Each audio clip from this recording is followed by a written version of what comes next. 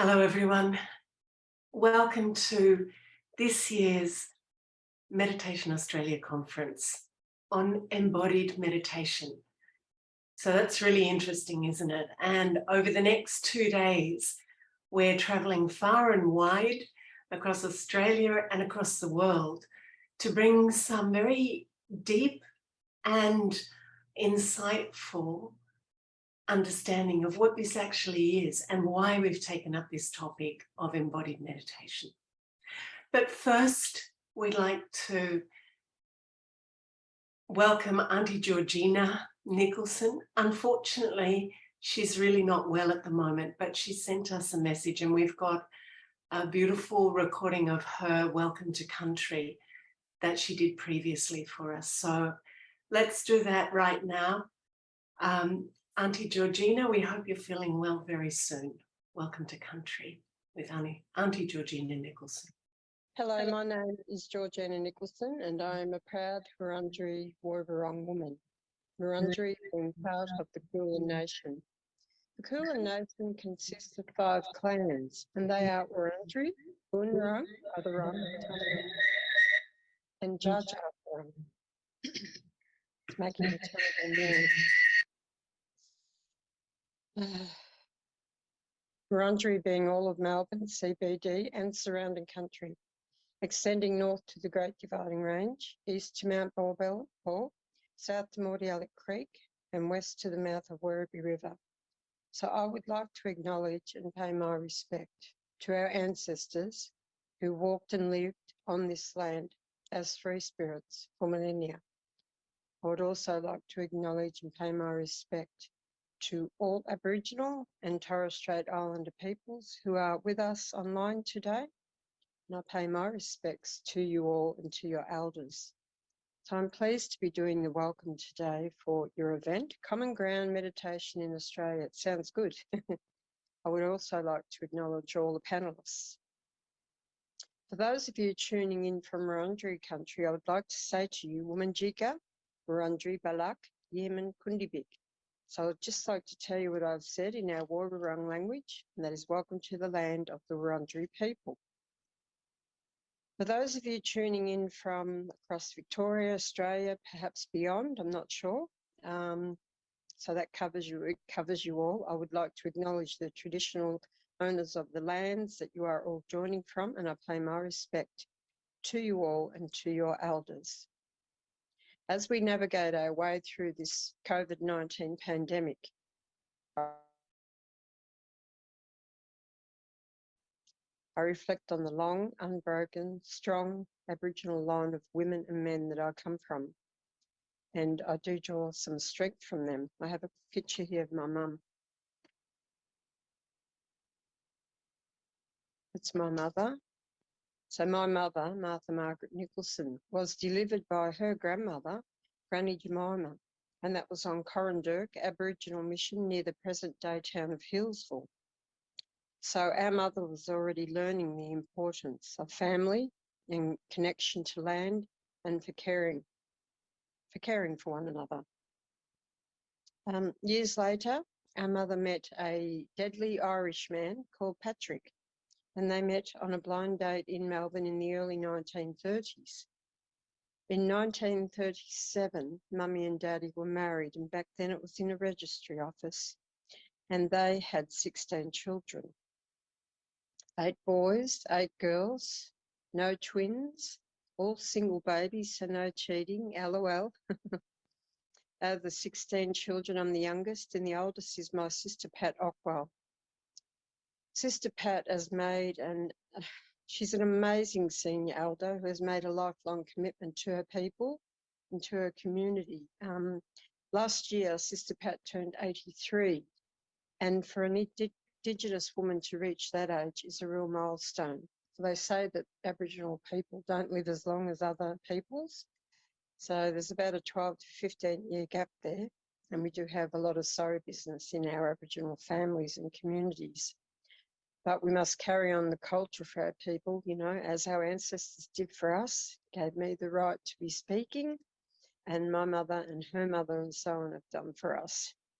Because of my mother, Martha Margaret Nicholson, She was a very strong cultural woman who instilled great values in me. William Barrack, if you look up William Barrack, if you like to Google it, in Melbourne, his younger sister, Annie Barratt, is my direct bloodline. So one tradition being our Wurundjeri language. Language is a part of our rich, deep heritage, and our language, I like to say, has been sleeping and now we're waking it up. It's important to have language again. Some of the ways that we keep it alive are through song, stories and performance. So the coronavirus pandemic has changed the world in ways we would never have imagined. And the implications for our community have been profound for our health, our well-being and our jobs, and that's probably affected everybody. With the more recent lockdown in Victoria, hopefully this will only be for 1 week and then we're out of it. Things haven't gone back to normal and this coronavirus is lurking around. So, yeah, you know, like, I mean, in many ways, this event online today has brought into focus the importance of relationships and community. So we're able to connect with one another, even if it is online. It's better than nothing. And you can connect with your family and friends as well. So, you know, it's a good thing to have. I think as people, we need and we crave connection as people. And I didn't realise until that was taken from me in 2019, that we do really need to be in touch with people. There's been some quite lonely times. I live on my own. And it's been a very mentally challenging time for myself, and I'm guessing a lot of people. So Aboriginal culture is the oldest living culture there is. It dates back to 80,000 years plus. So that is a long time, yeah? And, you know, even though we've been through tough times, Aboriginal people, we do know about resilience and solidarity, and connection to land's very important too. We are the sovereign owners of Australia. There have been no treaties with us up to date, and we have never ceded our sovereignty. So Wurundjeri people would like to say to you all, respect the lands you're on, respect the lands, respect the waters, the flora, the fauna, and respect each other. And I'd just like to say to everyone, please take care and stay safe. And if we join together and just listen to our leaders, we should get through this okay. Thank you for having me and have a great day. Thank you. Wow. That was, for me, very, very moving. I found myself being extremely touched, and obviously that was a recording from last year and referenced a number of things that have passed, but so much is so incredibly relevant today. Very, very moving. Thank you, Auntie Georgina, and really hope that your recovery to full health is very soon. It's now my great pleasure to welcome the President of Meditation Australia to give the opening address for this year's conference, Embodied Meditation. That's our wonderful Asha Packman. So Asha, very, very warm welcome to you, and lovely to hand over. Oh, thank you, Caroline. And just reflecting my thoughts for Auntie Georgina as well, in terms of her health, and hoping she's back to full strength very soon. So, good morning, everyone. It gives me great pleasure to welcome you all to Meditation Australia's second national conference. I guess after the trials and tribulations of the past couple of years, it's really wonderful to be gathering together again. There's been a lot of water and other stuff under the bridge since we last met in 2018 for our inaugural conference. And, you know, in these troubled times, meditation is playing an increasingly recognised and essential role in our well-being. This community knows that all too well, mentally, emotionally, spiritually, and physically. And as a consequence, our theme of embodiment seems particularly pertinent. And it was Carl Jung who we referenced in our conference invitation. And he said that the physical presence is the visibility of our soul, and that the highest truth grows from the deepest roots of the body. So over this weekend, over the next couple of days, we've really got an opportunity to ground ourselves in this understanding. And, together in this like-hearted community of meditation teachers, students, contemplative practitioners of all kinds, we can together remember our humanness. I'm really excited about what's on offer this weekend. There's more than 20 incredible speakers from Australia and around the world. And so with that, I invite you to embrace it all. And I look forward to being together with you as we witness the magic of the next couple of days unfold. And so at this time, I'd like to introduce our fellow board member, Bishop Philip Huggins, who's going to offer us an opening meditation. I think a most beautiful way to open this container. So over to you, Bishop Huggins. Thank you. Thank you, dear Asha and Caroline. Peace be with you all. I'm speaking to you from the lands of the Wurundjeri people of the Kulin Nation, just referenced by the dear Auntie and Elder, and also pay my respects to elders past, present and emerging as we continue our endeavours to be able to facilitate through our prayers and meditations and our advocacy a genuine and sustained reconciliation on these beautiful lands. So I'm going to offer a little reflection and then take us into a shared silence for some minutes in which each of us can meditate according to our practice. The reflection, recently we were doing some work on advocacy for refugees, and a colleague had a poster on her wall, which I've kind of adapted for today, with some circles. And on one of the circles, dream big, another, get good things done, and another, know how to have fun. They're the people I most enjoy working with. So taking account of that, what is our big dream as we gather for this wonderful conference? We know how meditation builds community. Can we imagine our Australia as a sign of the coming unity of the whole human family?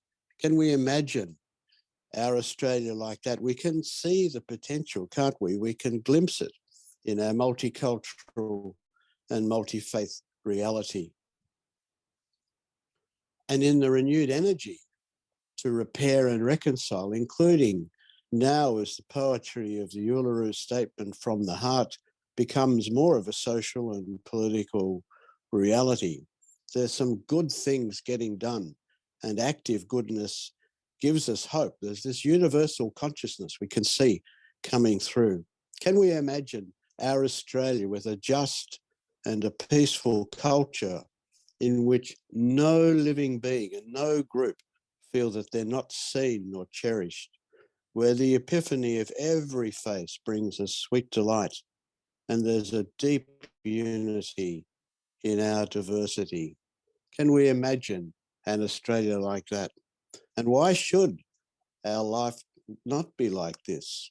Why shouldn't it be like this? Here we are on our tiny planet in this vast, incomprehensibly vast universe. That recent telescope showing us that there's light arriving that left its origins 13 billion years ago in order for us to now be able to see it. But maybe 13 billion years away from here, they're holding their own annual meditation conference today. Who's to know? Who's to know? Anyway, with the big dream, our gift is our practice of meditation, as Asha's just reflected. It's so timely.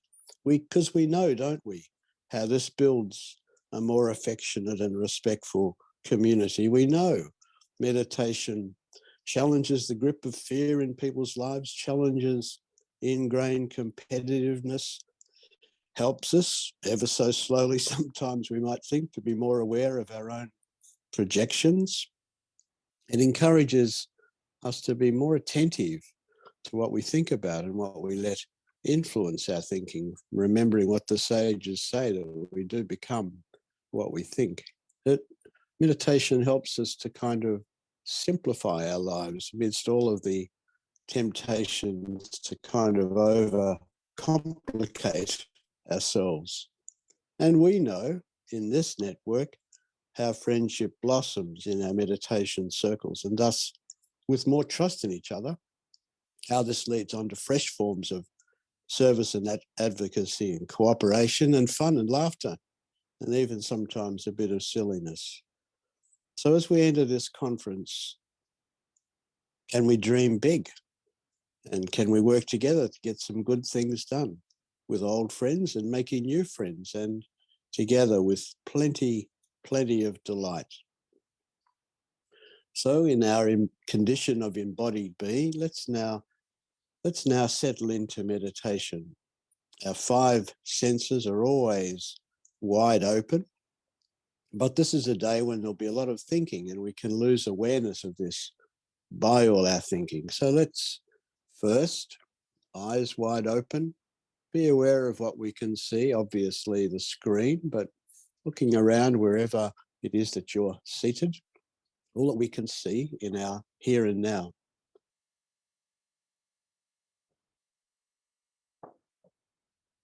And secondly, what can we hear? Eyes still open. What are the sounds now? Mine are of the birds in the trees in this early, nearly springtime day on a Saturday. And seeing and hearing, what can we smell? What do we now smell where we are? I can still smell the morning coffee in the air. Hold these, and now our taste, perhaps even the taste of our own lips. Taste of water on our lips. And then too, our body's sensations where we're sitting. The feel of our feet on the ground. All of those physical sensations of our embodied being. So let's hold all this awareness all at once.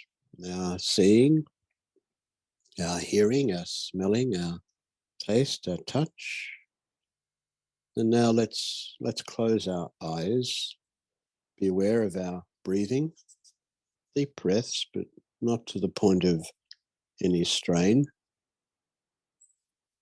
My practice is mantric rather than just letting the thoughts come and go. I place in my mind and repeat over without any strain. Jesus, have mercy. And then return to this mantra, this prayer of the heart, when I lose it and find I'm thinking other things. But you may have your own mantra.